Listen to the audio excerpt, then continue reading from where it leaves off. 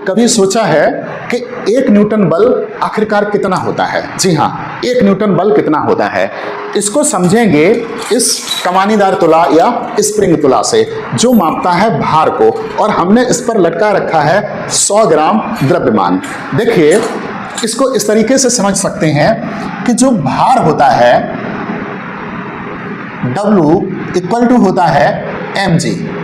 यहाँ m जो है वो द्रव्यमान है और g गुरुत्वीय त्वरण। m यानी कि द्रव्यमान जो हमने लटका रखा है वो है 100 ग्राम, और 100 ग्राम का मतलब 0.1 किलोग्राम। अब देखिए, जो गुरुत्वीय त्वरण g है वो मान लेते हैं 10 मीटर प्रति सेकेंड स्क्वायर। तो यहाँ पर जो भार हो जाएगा W वो हो जाएगा 0.1 इंटू 10 यानी कि 1.0 न्यूटन। W इक्वल टू क्या हो गया? 1 न्यूटन। अब आप समझिए कि अगर हम इस 100 ग्राम के बाट को इस तरीके से उंगली पर लटका लें, ऐसे इस तरीके से, तो इस समय हमारी इस उंगली पर लगने वाला बल 1 न्यूटन है। जी हाँ, 1 न्यूटन बल कितना होता है हम इससे बड़ी आसानी से समझ सकते हैं। अगर उंगली पर हमने इस 100 ग्राम के बाट को लटका लिया है तो उंगली पर लगने वाला बल जो है वो 1 न्यूटन है।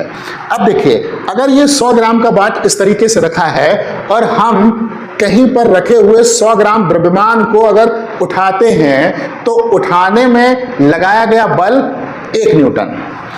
ये रहा 200 ग्राम का बाट। अगर हम 200 ग्राम के बाट को इस तरीके से हथेली पर रखते हैं तो इस समय हथेली पर लगने वाला जो बल है वो 2 न्यूटन है। अगर हम इसको उठाएं तो उठाने में लगाया गया बल 2 न्यूटन। अगर ये 200 ग्राम, ये वाला 200 ग्राम, ये भी 200 ग्राम है, 200, और ये भी 200, 200 200 400 ग्राम, और ये रहा 100 ग्राम। कुल मिला के अब इस समय हो गया है ये 500 ग्राम।